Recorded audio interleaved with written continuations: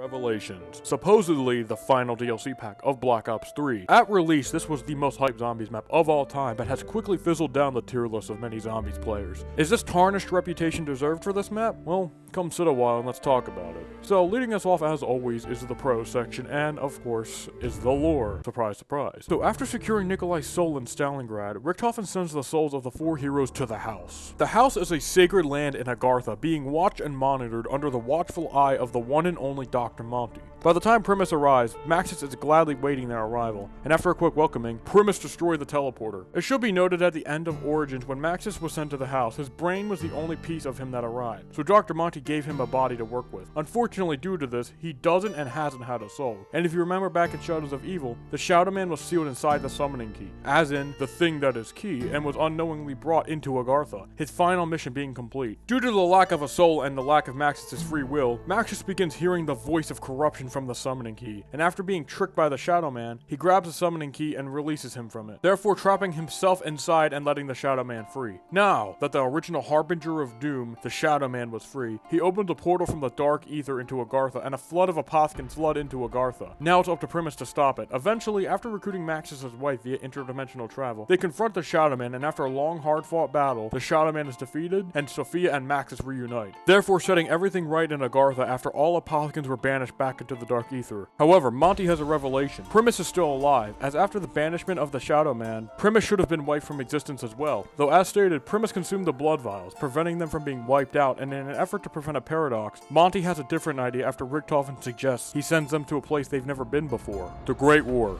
At the beginning of what is now known as the cycle, starting from the Great War to Origins all the way to Revelations, the cycle repeats over and over and over again, as Primus will always get the blood vials after Zetsubo, Primus always consumes them after the Shadow Man is unknowingly brought into Agartha, and they are always sent back to the Great War after defeating the Shadow Man to once again banish the Apothicons to the Dark Ether. At this point, this cycle goes on for forever and a day. Does the cycle get broken? Well, we won't find the answers here, so let's move on. The amount of lore on this map is astronomical, and it's all amazing stuff and great writing, pretty much being headlined by all the promotional material released for this map. I'm not kidding, most maps get 1 or 2 trailers, but this map has gotten around 7 or 8, and it all has so much lore inside of it that you can make an entire documentary on Revelations alone because of how much lore is inside this map. And it makes you understand why they had to consume the blood vials, because up to this point we had no idea what the blood vials were for. And in the trailers is where we see them consume the blood, so we would never have known they even consumed it. These trailers are absolutely essential to the lore, and the only problem I have with them is I wish they were in-game somewhere. Luckily though, inside the game there actually is a ton of narration from Monty and the Shadow Man. During your time on this map, you're going to hear Monty and the Shadow Man talking to Primus and to each other, and combining all this promotional material with the amount of dialogue Monty and Shadow Man have on this map alone is truly a spectacle, and something I feel this map doesn't get enough credit for. Something else amazing about this map is this map's aesthetic. This map actually takes place in Agartha. As we all know, most of the Black Ops 3 maps take place in some kind of military base, Group 935, Division 9, etc. But no, this map takes place inside of Agartha, which is just something so unheard of and never seen before that it's automatically unique. I know it's not extremely original to stitch all the old maps together, but I think it works extremely well because portions like Origins actually get an entirely new area. And inside of Dreisendracht, we have an entirely new room.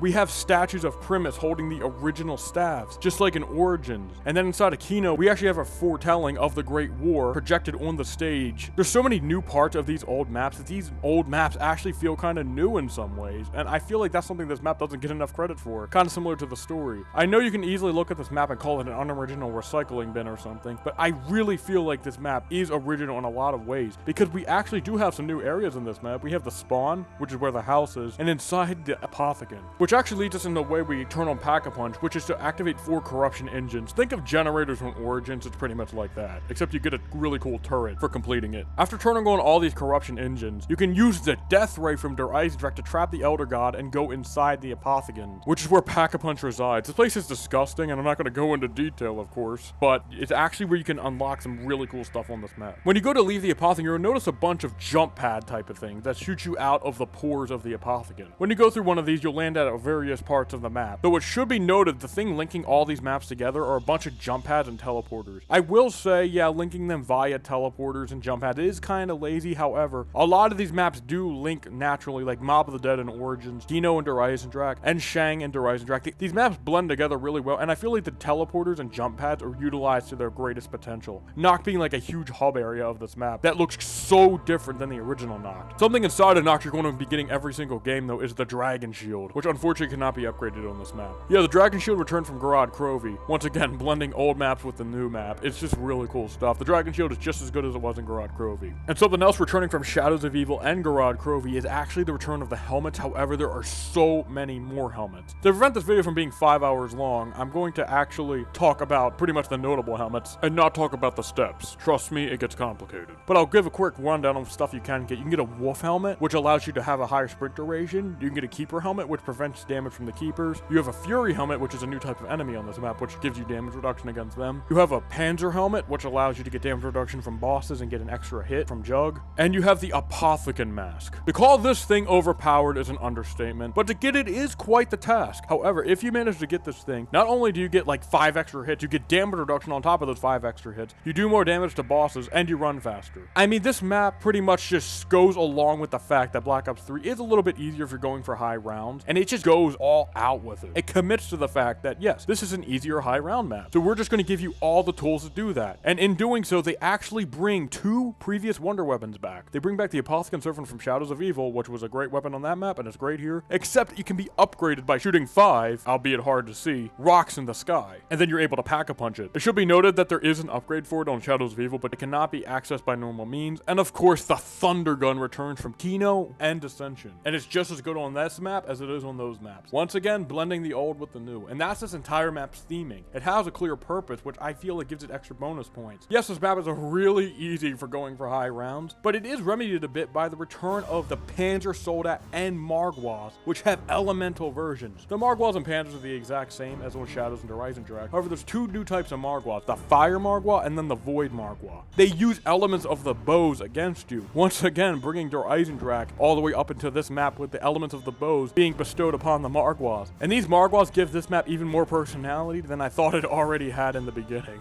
Something else great about this map is only in 4 players, but you can get a DIY Perkaholic. In Dreisendrach, there's actually a new wall running section. Yes, Dreisendrach Zero Gravity returns as well. When turning it on, you can actually run outside this crack in the wall, and you can run on these walls here, and doing this entire maze allows you to get a free perk. Each player in your game can get a perk bottle from this, and from the challenge board, which also returned, another great addition, you can get a free Perkaholic from doing this. That is awesome. Finally, another way to get a DIY Perkaholic, and it just keeps going, because we actually have a new type of mini boss, of course, I talked about. It's the Furies. These guys are a vermin-like enemy, but these guys can hit you so fast and go through your Widow's Wine extremely fast that these guys are really threatening. And getting the Fury helmet is something you'll probably want to do on this map. You'll first notice these guys when turning on the corruption engine, of course, and do not let your guard down when you see one of these things, because you'll want to be killing them as fast as possible. Though you probably won't only want to kill these guys as fast as possible, because you'll probably be wanting to go through the rounds as fast as possible, because time trials also make a grand return on this map. It's the same thing as Garad Krovi, except you get a bunch of new weapons and a bunch of XP, of course. So these are always a welcome returning feature. Another great returning feature is the Ragnaroks. I will say it is kind of dumb that we didn't get a new specialist weapon, but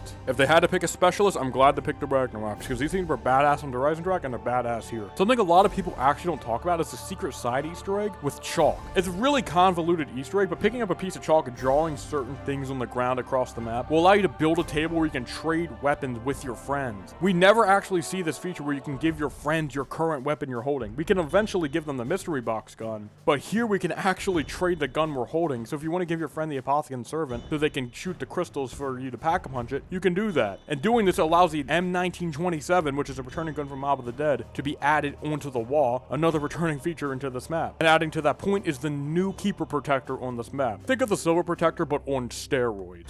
This Keeper is the most badass AI-controlled teammate you can have because not only does he look awesome, he can shoot electric at all the zombies and even generate a shockwave that's an AoE that wipes out all zombies. You do need to build this thing, but of course, it's not that bad since there's only 3 parts you need to get, and paying 5,000 points allows you to have this awesome teammate with you. The Keeper Protector is all around an awesome feature, and he's also required for this map's Easter egg, which can be done solo. Let's go. So the first thing you're going to want to do for this Easter egg is actually, when you spawn in, if you look to your left, you'll see some graves, which you need to shoot in a certain order. You need to shoot the second one, the third one, the first one, and then the fourth one. Doing this, a very quiet sound cue will play, which signifies that the Easter egg has begun. Your next step is you're going to need to build a Keeper Protector and then go find a stone at a specific teleporter. This stone can either be at Kino, Verrucht, or Mob of the Dead. After you find the stone, you're going to need to summon the Keeper Protector and then go over to the stone until he starts doing a ritual over it, in which you'll need to protect him for 5 minutes. After he does this, he'll drop an audio reel and you'll need to pick it up and place it at the radio player in Nocturne and Toten. This radio has a lot of important story information, so if you haven't played this before, definitely give these radios a listen. After this, you're going to need to get Lil Arnie's and then head into the Apothecon. Yes, Lil Arnie's also returned in place of the monkey bombs, and of course it can be upgraded just like on Shadows of Evil. It should be noted though, you cannot get these by conventional means. You have to get them from the box only. I think this is a really stupid feature, but unlike something like Moon, after you get them, you have them for the rest of the game, and with the help of Gobblegums, it's not as bad, so just keep spinning the box until you get these. After retrieving Lil Arnie's, you're going to need to go into the Apothecon, of course, and then look for the hole inside of the Apothecon. There's 9 of them. After you find the hole, you're going to need to throw 3 Lil Arnie's in these things. It should be noted zombies can spawn out from these things, and if they do, the Lil Arnie will get stuck and you'll waste one. Which leads us into our next point, which is ammo shortages. So, to prove my point here, after you throw the 3 Lil Arnie's into the holes, 3 Margwalls will spawn, and you're just going to need to take all 3 out. And you cannot leave the Apothecon while doing this, by the way, or the step will reset. After killing the Margwalls, they'll all drop something, but none of them are guaranteed to be a max ammo, which is a huge problem. So make sure you have cashback or some kind of gobblegum that allows you to refill your Lil Arnie's, because if you run out of ammo in here, you're going to be locked in here until the max ammo inevitably drops. Anyway though, after you throw the Lil Arnie's in all 9 holes in the Apothecon, you're going to want to go pick up the audio reel which dropped at the top of the Apothecon and then place it in the Kino radio. After you place the audio reel at Kino, you're going to now need to get the Apothecon Servant. Once again, there's no way to do this without spinning the box. After you pack a bunch of the Apothecon Servant and pack a bunch of normal weapon, you're going to need to now find 6 bones around the map. There's a lot of locations for these things, so let's get through this quick. Right above the stamina up machine, you'll be able to find this little rock. Shooting it will reveal a bone and you need to shoot the Apothecon Servant at it. At spawn, inside this church full of rocks, there's one very specific rock that is able to be shot, and then of course you're going to need to shoot your Apothecon Servant in it. At Origins, down off this cliff right here, you'll find another one. Shoot this rock and then shoot the Apothecon Servant. At Verrucht, on this rock on the waterfall, shooting it will reveal a bone, and of course you need the Apothecon Servant. At Noct, right above the teleporter to Dreisendrach, there'll be another one. And then at Dreisendrach on the wall run, you actually need to run on the wall and then shoot this very specific spot on the wall, and then shoot your Apothecon Servant. This is most likely going to take you 2 tries if you don't know how to do it in 1 try. But after you find the bones, head back to Noct and then use the Apothecon Servant on these bones here, which will absorb them all and then spawn Sophia. After Sophia spawns, you're going to need to shoot the Apothecon Servant on her body again, and then she'll slowly levitate up into it, dropping another audio reel. Picking up this audio reel and placing it at Origins will cause Sophia from Gorod Krovi to materialize above Noct, and then you need to use the 4 turrets that were used to turn on power on these very specific rocks to power Sophia's interdimensional travel. This step could be kind of finicky if you don't know where to shoot, so make sure you know which rocks you're shooting or you're going to have to wait a lengthy cooldown for these turrets to charge. The next thing you're going to do is interact with Sophia. However, there is a secret Easter egg you can do right here. Before you interact with Sophia, if you go back to spawn, you'll notice this light on this truck here. Picking up this light will cause your D-pad slot to start glowing. After that, you're going to need to escort Sophia to the teleporter in Kino without getting hit. If you get hit, this step will fail. However, it should be noted this won't fail the actual step, it'll just fail the side step, which I'm about to tell you about. Anyway though, after you get to the Kino teleporter, use the teleporter to teleport inside the house. Yeah, you're inside the house itself, which is really cool. If you manage to get here without getting hit, after picking up the spark, you're going to want to go up to this mystery box and hold your interact button, in which you'll see a little light orb fly inside of it. Then you need to go over to the bed and pick up the Chronorium. Yes, you actually pick up the Chronorium in this map, which is really cool too. Anyway though, what you did with the spark is really cool. You can actually buy Takio's katana.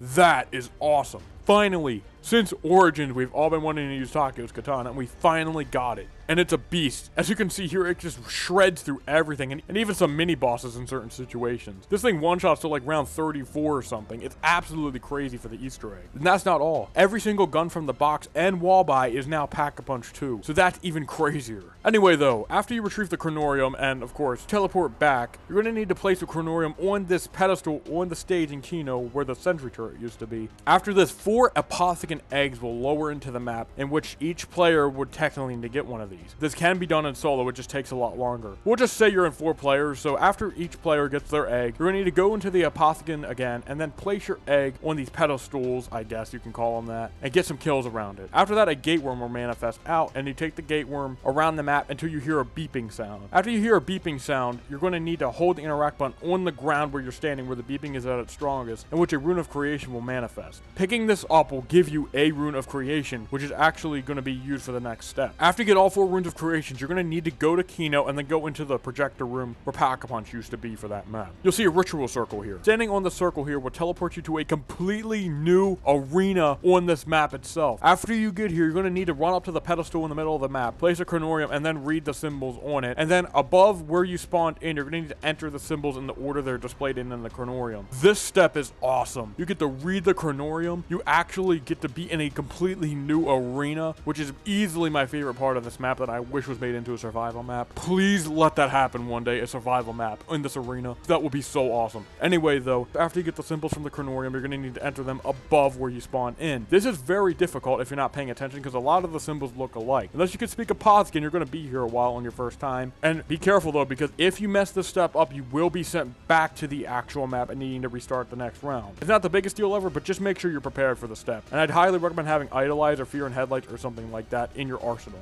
After doing this, a boss fight is going to commence, in which the arena itself is going to start shifting and changing into multiple variations of itself, starting with the Electric Arena. The Electric Arena pretty much is what it says on the tin. Electricity starts engulfing the arena, and walls similar to the ones on Origins will start manifesting themselves out of the ground. What you're going to need to do here is kill about 5 Margwals while these walls are up. These Margwals should be the normal Margwals, so there's no ranged attacks, but it should be noted these walls can hurt you, and Furies, Keepers, and Zombies are going to all spawn during this step, so you better make sure you have your A game on and make sure you have a full reload. And speaking of reload, a max ammo will spawn above the Chronorium, but that max ammo is a single use, kind of like the lockdown one on Garage Crovey, so make sure to use it wisely. After defeating the Margwals on the Electric Arena, the arena will then change into the Zero Gravity Arena. Yes, like the Rising Drac, there's actually a Zero Gravity Arena. What you're going to need to do here is similar to the Shadows of Evil Easter egg, where you're going to need to stay out of the corruption zone and stand in purifying circles, managing to kill 3 to 5 Margwals again. This one is really fun and not super challenging, though it should be noted that the zombies and especially Furies on the step can absolutely give you a lot of trouble. Quick pro tip is the shield is really good for this because the shield will one-shot Margwal heads because of how OP the Fire Blast on this thing is. Anyway though, after hopefully not struggling too much on the Zero Gravity Arena, the map will then shift into a Fire Arena. Yes, a Fire Arena. This is my favorite one. Can you imagine a survival map with all these elements on it? It would just be the coolest thing ever. Anyway though, during the Fire Arena, this one is debatably the easiest because the only danger zones are in the middle of the arena where lava will start spewing out from the walls and a pool will manifest in the middle of the map.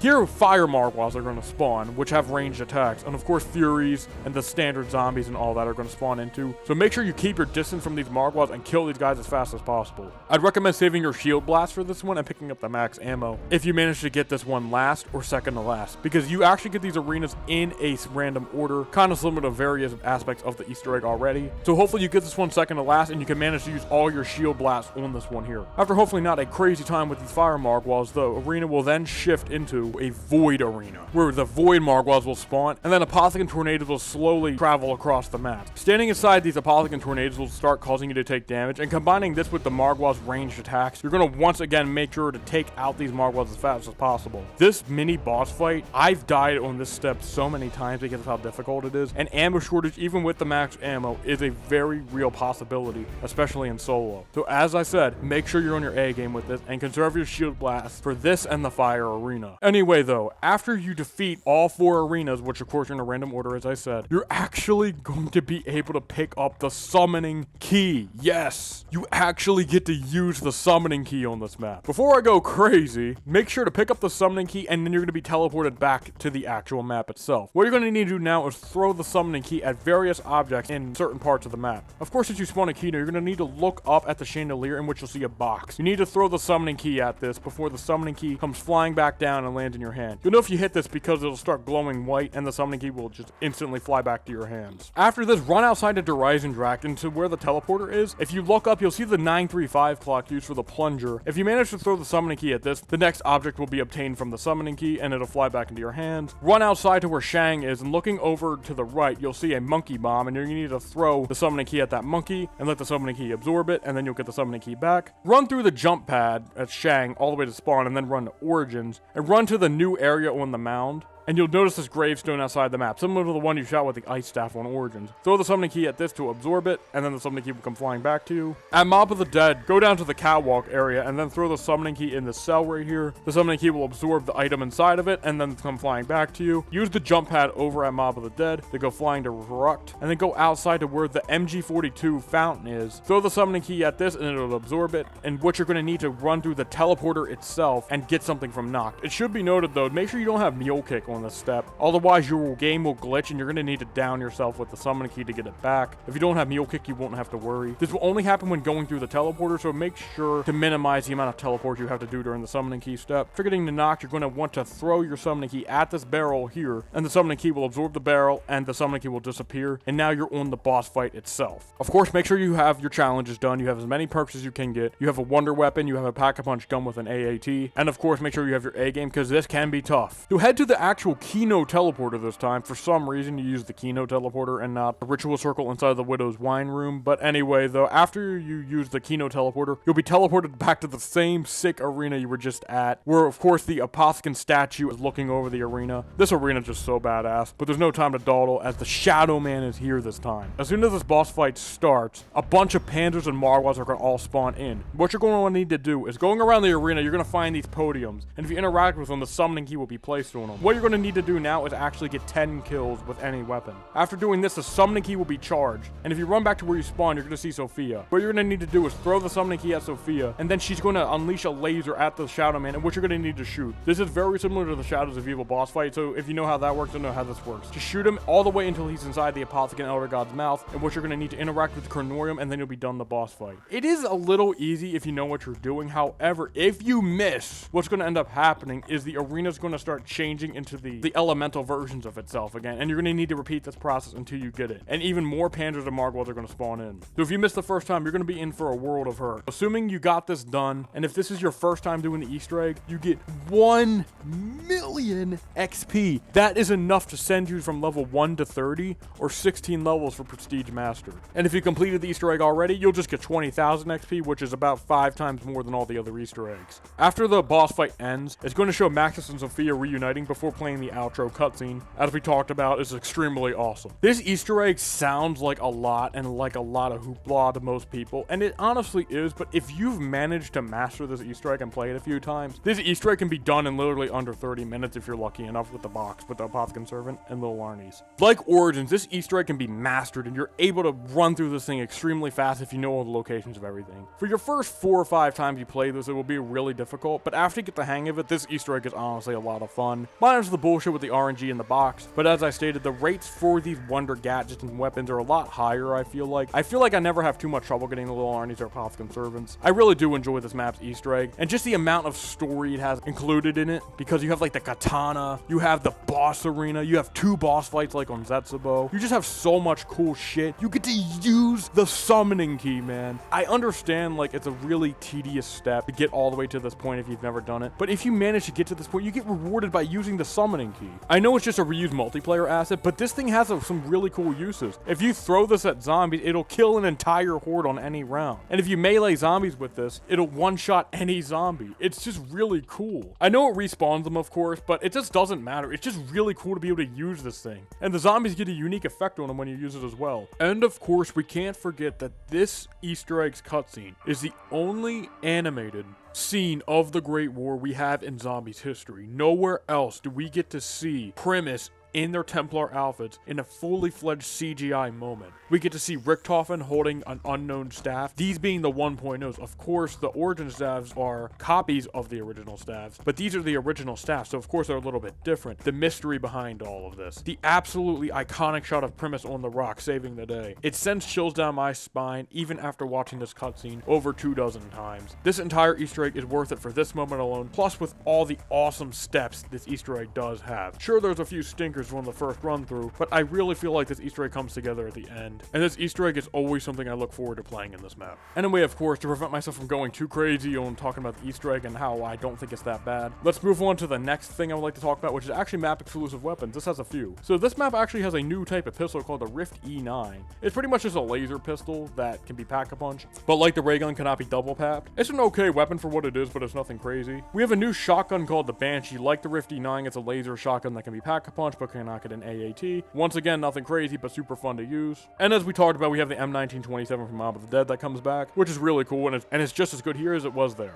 And finally, we have the Peacekeeper Mark II, which is a gun from Black Ops 2 that returns in this map. This gun is super fun because it has the old Black Ops 2 sounds when you use it, and it's a nostalgia trip every time you use it, which in a way is sort of poetic being on this map. A crazy anomaly with this map too is the blue max ammo. The blue max ammo is an anomaly on this map. Using I'm Feeling Lucky gives you a very small chance to get a blue max ammo. It's just a max ammo power up with a blue outline, but when you run into it, you'll get a random gun from the box, and if you have no weapon, you'll lose all your weapons. This seemed like some kind of scrapped Easter egg that was accidentally left in, because on Zetsubo, you can actually get seed drops, and on Rise Direct, you get Tramfuse drops from I'm Feeling Lucky. So this just, to me, sounds like it was a scrapped Easter egg that allowed you to get a free gun from the box, but a blue max ammo is really cool, and it adds like this mystery feeling to this map that Zombies actually has to it. Once again, supporting the metaphor that this map is just like a giant love letter to Zombies itself, which is just super cool to me. Anyway though, after the monumental amount of good things we had to talk about, I do have some bad things I need to talk about too. So of course I was talking about the obnoxious Easter egg RNG. I really think this is really dumb, that you cannot get the Wonder Weapon or Little Arnie's from side quests like you can on every other map but Garage Crovy. But on Garage Crovy you don't need the Wonder Weapon for the Easter egg, so it's not a big deal. And combined with that, we have some really dumb steps like the bone step where you have to shoot these random parts of the map. How are you supposed to figure this out? Before you say it, I know this Easter egg was meant to take forever to complete, but it does not excuse the absolute absurdity of some of these steps. But of course, like I was talking about, after you know the location, this step is a joke. So it's really not the biggest deal after you learn it, but it is something I wanted to mention though. Something else I want to mention is of course the Arnie step where you can run out of ammo in the Apothicon, and there's no way to keep track on which hole you threw the Arnies into. This is a major oversight because if you don't know you can't leave the Apothicon, you could be stuck on this step for literally 2 hours.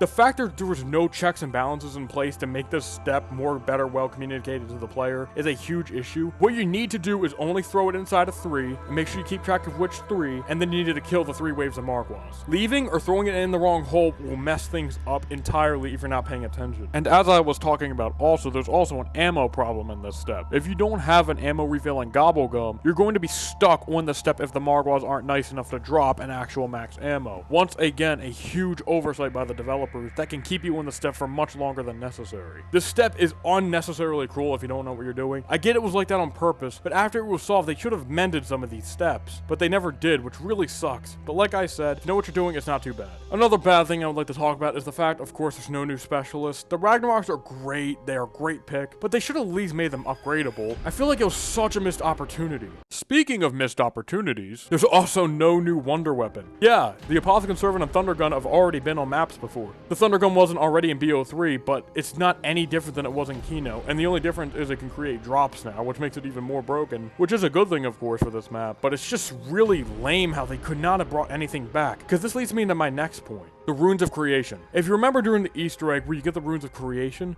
these things had so much potential. What if these Runes of Creation were the staff crystals, and being able to pick these staff crystals up allowed you to use the original 1.0 staffs during that mini boss fight alone, or the final boss, just during the boss fight like the summoning key for the last step? Because in a way, since you're fighting all these Apothicon creatures, it would mirror the Great War in a way I think this map was trying to do. It was trying to set up a Great War map. What better way to have teased a Great War map than allowing you to have a temporary helping of what killed the Apothicons all the way back in the war? How awesome would that have been? It would mirror it perfectly, and it makes me think that was what was supposed to happen, but due to other issues, it never did. The runes of creation are used for nothing but the Chronorium step. And while the Chronorium step is badass on its own, I just feel like it was a huge missed opportunity, because the runes of creation are just such letdowns in my opinion. And something else that's a little bit of a letdown is the fact, of course, the Easter eggs anti-solo. A lot of these steps are just not made with solo players in mind, similar to Origins. I thought they would have nailed the formula by now, but no. In an effort to make the Easter egg take as long as possible, they of course made some really cancerous steps. And the egg step, especially on solo if you don't know where the locations are, can literally take upwards to 45 minutes. Imagine getting stuck on the bone step, Arnie step, and the egg step in solo for an hour each. You could be in this Easter egg for literally 5 hours if you don't know what you're doing. It's just really bad design, because none of these steps are communicated to you and there's no indicator where the eggs are. If there's some kind of map or hint of where the eggs are, this would have been a lot better. And they got it almost right with the runes where it beeps if you're near it. Why wasn't it like that with the eggs as well? It's not the biggest deal ever since they have set locations, but it's still really annoying if you don't know where the locations are and you don't want to memorize all 38 locations the eggs can spawn in.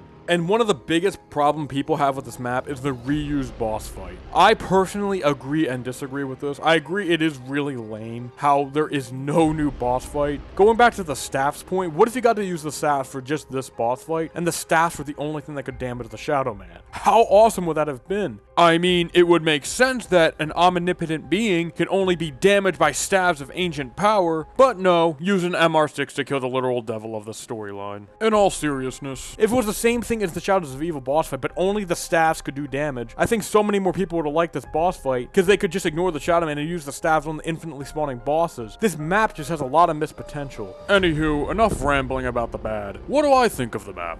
Well, this map is hated for being unoriginal, but I personally dislike this map a bit because of how disappointing it is. There's so much room for improvement. Improve the Easter egg steps, improve the runes of creation, improve the boss fight, do something else with the Great War. We have foretellings of the Great War in Kino. It seems like they had more planned for this, but there's just nothing here. When you look at this map in a vacuum, it is a really good map, but if you devoid it of story context, it is extremely unoriginal. But I think for what they did with the writing, the lore, and the map itself and its design is really good. It's a fun high round map. It's a fun Easter egg to run through when you play this map, assuming you know what to do. In all seriousness though, this map is just pure fun, and that's okay, but I just feel like it could have just been so much more.